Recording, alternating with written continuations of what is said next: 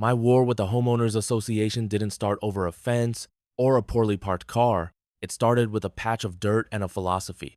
When I bought my house in the obsessively manicured enclave of Crestwood Hills, I saw my quarter-acre lot not as a canvas for a perfect green carpet of turf, but as a chance to restore a tiny piece of the natural world. My dream was a native plant gardenia thriving, low-water, pollinator-friendly ecosystem of coneflowers, black-eyed Susans, and milkweed. I dreamed of bees and butterflies, not lawnmowers and sprinklers. This dream, I would soon learn, was a declaration of war against the neighborhood's unofficial queen of conformity, Carol. Carol lived 3 houses down, and her lawn was her life's work. It was a flawless, almost unnaturally green expanse of Kentucky bluegrass, maintained with a weekly regimen of chemicals, obsessive watering, and a level of scrutiny usually reserved for forensic investigations. She was the perennial head of the HOA's Neighborhood Standards Committee, a title she interpreted as giving her dominion over every square inch of visible property in Crestwood Hills. I knew my project would be controversial, so I tried to be proactive. Before I tore up a single blade of grass, I sent a polite, detailed letter to the HOA board. I explained my plan for a xeriscape front yard using native, non-invasive perennials.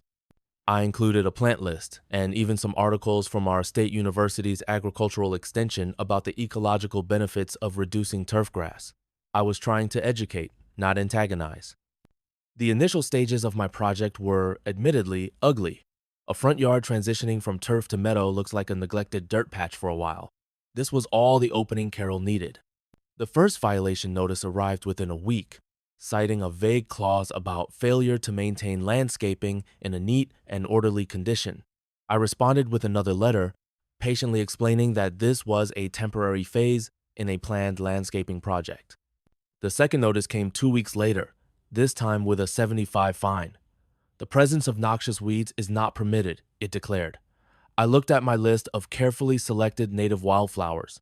None of them were on the county's noxious weed list. Carol was simply defining any plant that wasn't turfgrass as a weed. The project continued, and by early summer, things were starting to sprout.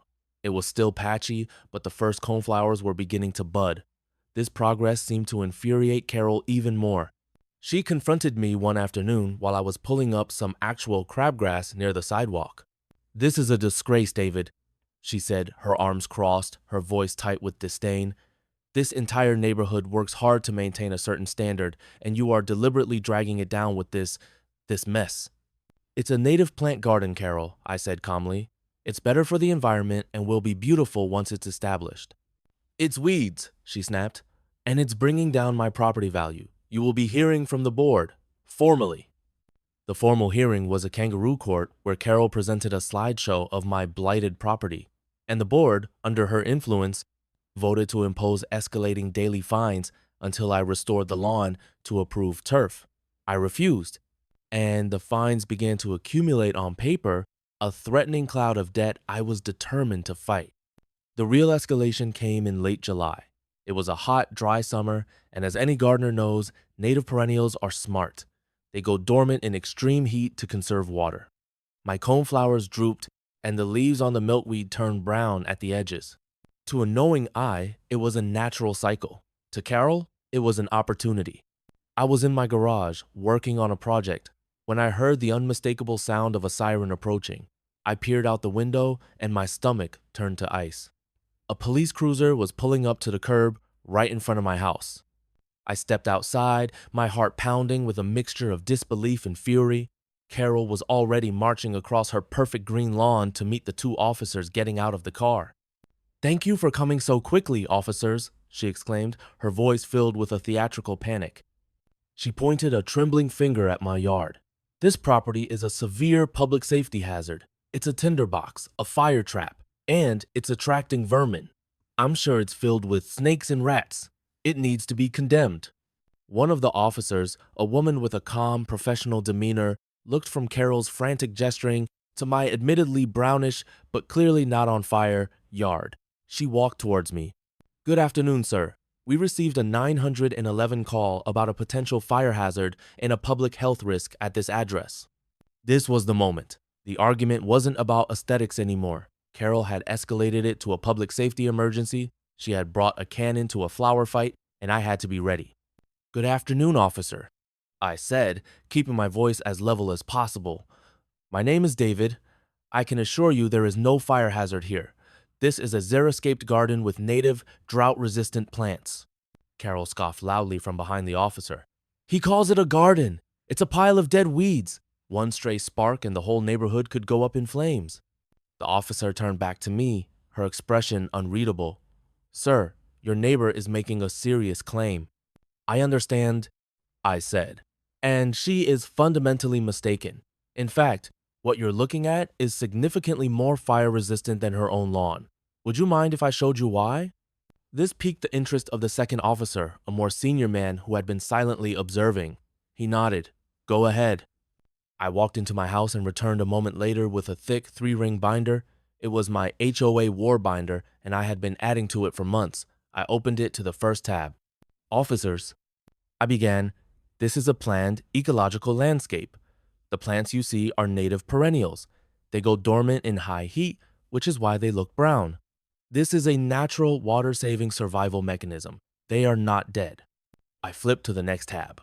This is a printout from our state's Firewise USA program, a national initiative to help communities prevent wildfires. As you can see, it actively recommends replacing flammable turf grass with well-maintained, low-water native plants exactly like these. It specifically lists large, dry grass lawns like my neighbor's as a higher fire risk during a drought. I saw the senior officer's eyebrows raise slightly. Carol, who had been listening with a smug look, started to look uneasy. I wasn't done. "Furthermore," I continued, flipping to another tab, "my neighbor claims my yard is full of noxious weeds. This is a list of all 42 plants in my yard. And this," I pulled out another sheet, "is the official list of legally declared noxious weeds for our county. As you can see, not a single one of my plants is on this list." I saved the best for last. As for the claim of vermin, this garden is a registered monarch way station. It's designed to attract butterflies, bees, and hummingbirds, not rats. If anything, the lack of standing water and the presence of natural predators like birds makes it less hospitable to rodents than a traditional lawn that requires constant watering. I closed the binder. The argument was made. I hadn't yelled. I hadn't insulted. I had simply presented cold, hard, verifiable facts from expert third-party sources. I had countered her hysterical, emotional claims with calm, documented reality. The senior officer looked at my binder, then at my yard, then at Carol. His professional patience had clearly worn thin. "Ma'am," he said, his voice firm and final, "this is not a police matter. This gentleman has demonstrated that his yard does not constitute a fire hazard according to state-sponsored safety programs. The 911 emergency line is for active fires, crimes in progress, and medical emergencies. It is not for settling gardening disputes with your neighbors. Please do not misuse our emergency services again." Carol's face, which had been flushed with righteous fury, turned pale. She was speechless. She had brought the law to my doorstep, and the law had just told her, in the politest way possible, that she was wrong and had wasted everyone's time. The officers gave me a curt, professional nod, got back in their cruiser, and drove away. The siren stayed silent. There was no emergency to report. Carol stood frozen on the sidewalk for a full minute, her mouth slightly agape. My binder was still in my hands. The argument was over. I had won. She finally turned, without another word, and scurried back to the safety of her perfect, green, and ecologically barren lawn. The HOA, after I sent them a detailed letter outlining the police visit and my evidence, went completely silent. The violation notices stopped. The fines were quietly dropped. Carol had overplayed her hand so dramatically that she had likely made the HOA board terrified of the legal liability of continuing to harass me.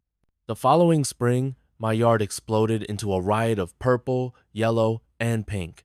It was alive with the buzz of happy bees and the flickering dance of monarch butterflies.